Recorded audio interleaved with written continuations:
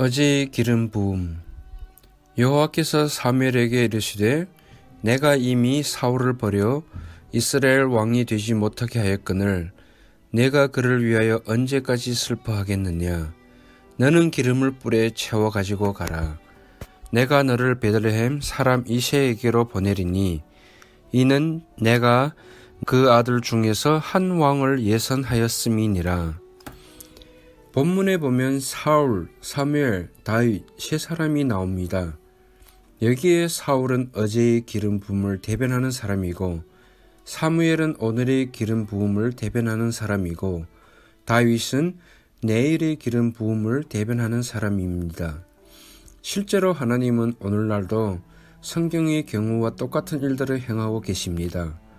그래서 사울의 삶을 중심으로 해서 어제의 기름 부음 받은 사람 혹은 어제의 기름 부음을 살펴보기 원합니다.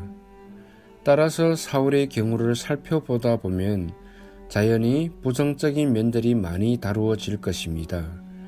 그러나 우리는 이러한 부정적인 메시지 속에서 항상 우리 자신에 대해서 비춰보고 경각심을 가져야 하겠습니다.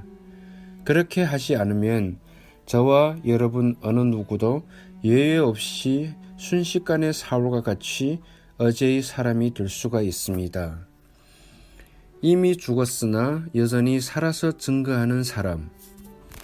이 세상을 떠났어도 누구 못지않게 오늘의 사람이 될 수 있다는 것을 성경이나 기독교 역사에서 찾아볼 수 있습니다. 예를 들어 아벨입니다.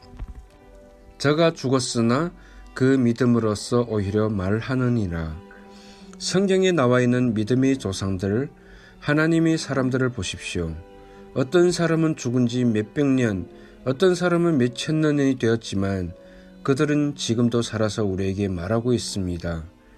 세상의 모든 교회에서 그들의 신앙과 믿음이 설교되어지고 가르쳐지고 있습니다. 저도 과거에 허드슨 테일러의 전기를 읽으면서 큰 도움을 받았습니다. 작은 책이었지만 특별히 믿음에 의한 삶을 배우는 데 큰 도움을 받았습니다.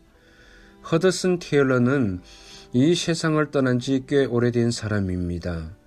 그분의 육신은 죽었지만 그의 저서를 통해서 그의 신앙과는 지금도 살아서 많은 사람들에게 영향을 미치고 있는 것을 보면 그는 어제의 사람이라기보다는 오늘의 사람입니다.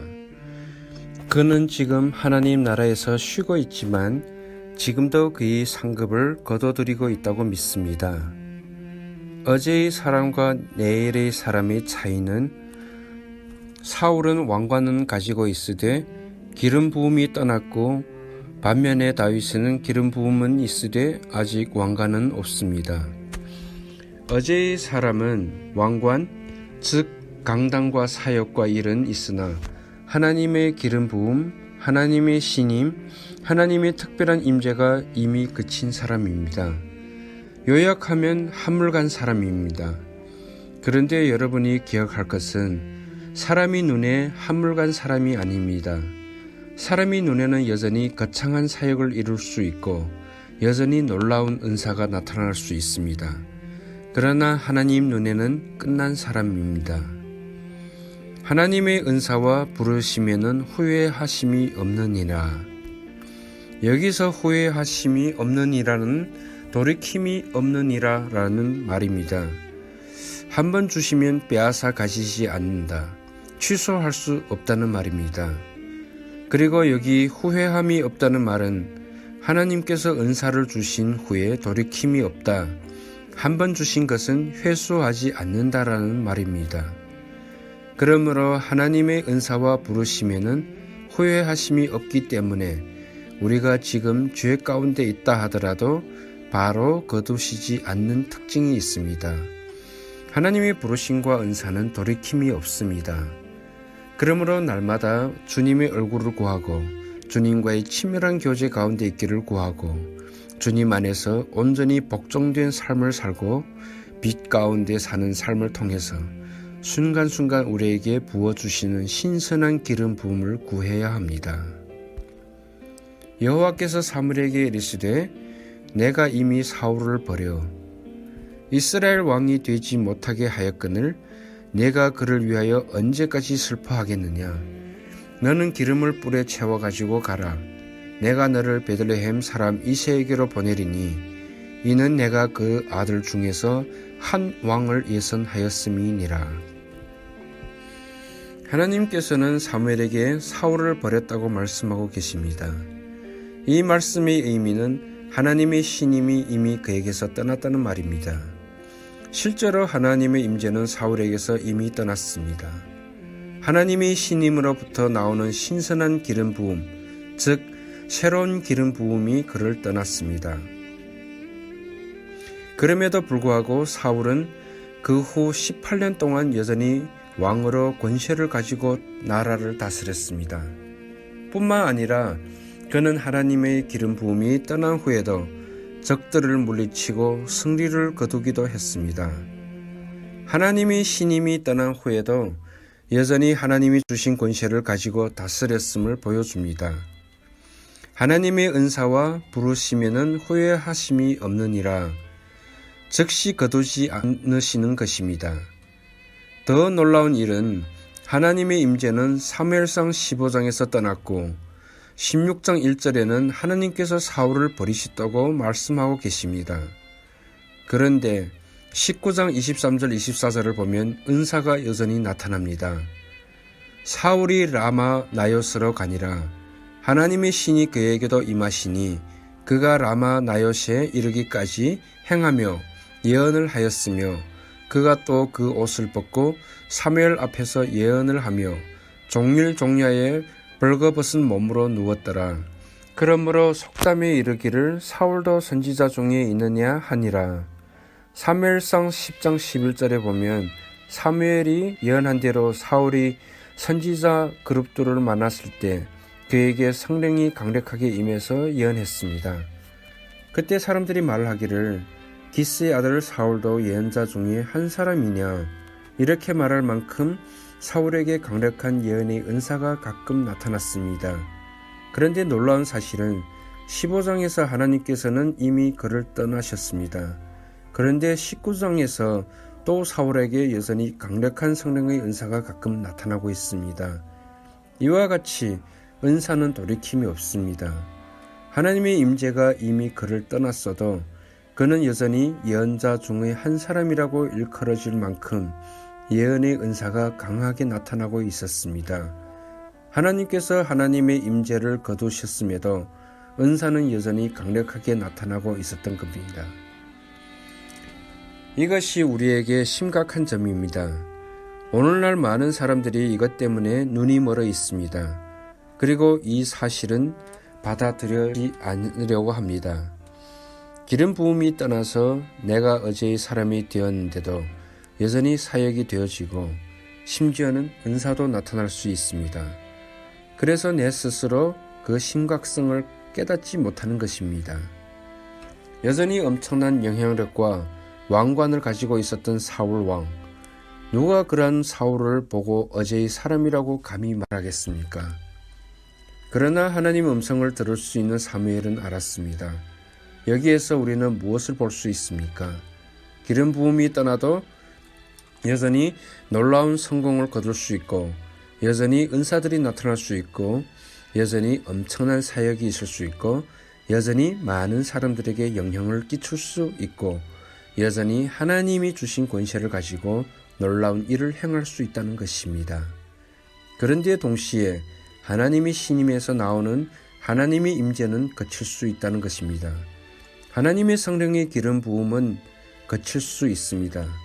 그러면 그 사람은 어제의 사람입니다. 그 놀라운 성공 가운데에서도 어제의 사람이 되고 맙니다. 이것이 심각한 점입니다. 그래서 하나님의 세우심, 만지심, 하나님의 새롭고 신선한 기름 부음에 의해서 날로 새롭게 되지 않으면 나도 모르게 어제의 기름 부음에 의존하는 어제의 사람이 되어버리고 마는 것입니다. 기름 부음이 거치게 하는 요인들, 신선한 기름 부음을 우리에게서 거치게 하는 요인 중에 많은 죄들이 있습니다. 그 중에 몇 가지 중요한 요인들은 자기 스스로 자기를 세우는 것, 자기 스스로 높아지고자 하는 것, 사람들에게 보이기 위한 사역을 이루려고 하는 것, 경쟁심, 그 시대를 대표하는 위대한 종이 되고자 하는 야망들입니다. 여러분, 이와 같은 것들이 성령을 떠나게 합니다. 이 하나하나의 것들은 치명적인 독소입니다. 우리가 주님 앞에서 버림받게 하는 독소입니다. 매우 심각한 것입니다. 하나님께서 연 사역을 통해서 여러 번 말씀하신 부분이 이 부분입니다.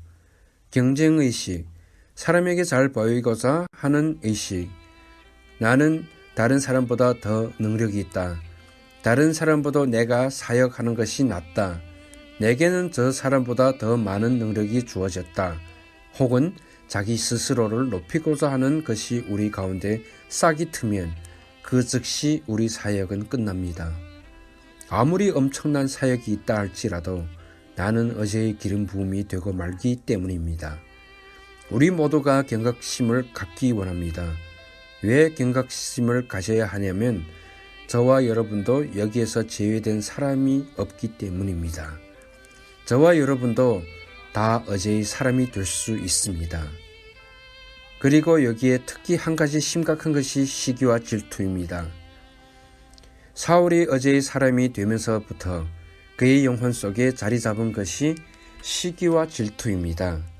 우리 가운데 이러한 시기나 질투가 있으면 우리는 어제의 사람이 되었다는 증거입니다. 이것은 치명적입니다. 시기가 사울의 마음을 병들게 했습니다. 여러분, 어제의 사람은 오늘의 기름 부음과 오늘의 사람을 시기합니다. 질투합니다. 미워합니다. 역사적으로 보더라도 하나님의 성령의 역사를 가장 대적한 사람들은 불신자들이 아니었습니다. 그 시대에 행하신 하나님의 성령의 역사를 가장 강하게 반대하고 대적하고 비판하고 정죄한 사람들은 불신자들이 아니었습니다. 그 바로 앞에 쓰임받았던 사람들, 어제의 기름 부음 받은 사람들이었습니다. 그 예로 사울의 삶을 보십시오. 그의 권세와 군사력으로 모든 힘을 다해서 관심을 가지고 싸운 상대는 다윗이었습니다. 이 얼마나 놀라운 무서운 일입니까? 시기와 질투가 교회 가운데 자리 잡으면 교회 밖에 있는 불신자들을 전도하는 일보다 교회 내에 있는 다른 목회자와 교단과 교회를 대적하는 데 온갖 힘을 다 쏟습니다. 사울은 심지어 정직성을 잃어버리면서까지 그렇게 했습니다. 사울이 자기 정직성을 훼손했다는 말은 그 당시에는 사람이 상대방을 못 믿어도 상대방이 말하기를 맹세한다고 말하면 믿어주었답니다. 왜냐하면 그것은 그 사람이 말할 수 있는 최후의 보루이기 때문입니다. 그런데 사울은 다윗을 죽이지 않겠다고 아들인 요나단에게 맹세까지 했었습니다. 사울은 자기 입으로 그야말로 최후의 보루인 맹세까지도 했는데 거침없이 그 맹세를 스스로 어겼습니다. 완전히 자기의 정직성을 훼손하면서까지 시기했습니다. 사울이 무너져가는 과정을 보십시오. 오늘날 우리 가운데 이러한 일들이 전혀 새롭게 들려집니까? 만약 그렇다면 우리는 심각한 가운데 있는 것입니다. 너무너무 심각한 가운데 있습니다. 그러므로 시기, 경쟁의식, 스스로 높아지고자 하는 노력, 자기가 자기를 세우는 노력, 이 시대에 하나님의 사람이 되고자 하는 야망들을 우리 가운데에서 버려야 합니다. 더 나아가 우리 가운데서 반드시 시기와 질투를 제거해야 합니다. 상대방에게 함께 하신 은사가 여러분의 것보다 더 크다고 할지라도 기뻐할 수 있어야 합니다. 어차피 하나님께서 하나님의 영광을 위해서 주권적으로 주신 것입니다. 그것은 그 누구의 것도 아니고 하나님의 것입니다. 오늘날 우리나라에서는 때로는 수단과 방법을 가리지 말고 하라는 말을 다른 말로 표현하여 지혜롭게 해 이렇게 말합니다. 그런 지혜는 사단의 지혜입니다. 그 배후에 사단이 있습니다. 왜냐하면 하나님 지혜는 거룩하고 의롭기 때문입니다. 그래서 사람들은 결과만을 중요시하고 눈에 보이는 실적을 매우 소중히 여깁니다. 그런 나머지 정직성이 무너지건 상관없이 행동합니다. 이것은 다 잃는 것입니다. 그리고 성령의 사역에 있어서 어느 누구도 성령의 사역을 독점한 사람이 없습니다. 여러분, 우리가 이 시대의 성령의 사역을 독점하지 않았습니다. 만약 독점하려 한다면 그 자세는 매우 잘못된 자세입니다. 하나님은 주권적으로 역사하십니다. 이와 같이 우리가 날마다 새로운 기름 부음으로 새롭게 되지 않으면 우리의 사역은 언제든지 어제의 것이 될 수 있습니다. 그런데 때로는 어제의 사람으로 전락했다가 돌아오는 사람들도 있습니다. 삼손도 들릴라로 인해서 기름 부음을 잃었기 때문에 과거의 사람이었습니다. 그러나 그도 죽을 시점에 돌아왔습니다. 그리고 다윗 같은 경우에도 한때는 과거의 사람이 되었던 적이 있었습니다. 그 결과가 밧세바 사건 때문입니다. 나단이 그를 직면하기 전까지 다윗은 자기가 과거의 사람인 것을 몰랐습니다. 그러나 그는 하나님의 은혜로 돌아왔습니다. 그러면 여기에서 무엇이 차이인가요? 돌아오지 못하는 과거의 사람과 돌아오는 과거의 사람은 어떤 차이가 있는 걸까요? 어떻게 하면 우리가 과거의 사람이 되지 않고 설령 거기에 빠질지라도 돌아오기 위해서는 무엇이 필요한가요? 그것은 한마디로 말하면 하나님 말씀 앞에 정직하게 직면하여 서는 것입니다. 하나님의 말씀 앞에 정직하게 직면하여 선다는 것은 하나님의 기준 가운데 서서 방향을 전환하고 하나님의 음성을 듣고 순종하는 것을 말합니다. 너무나 많은 사람이 그릇된 길을 가면서 자기 스스로의 음성을 듣고 속는 경우가 너무나도 많습니다. 그러므로 어제의 사람에서 돌아오는 길은 하나님의 음성을 듣고 복종하는 것을 말합니다. 그런데 이와 관련하여 중요한 것은 하나님의 꾸짖음에 대한 우리들의 자세입니다. 사무엘하 12장 11절 12절을 보면 다윗이 옛사람이 되어버렸습니다. 죄를 짓고 그 죄가 점점 깊어갑니다. 죄는 자라게 되었습니다.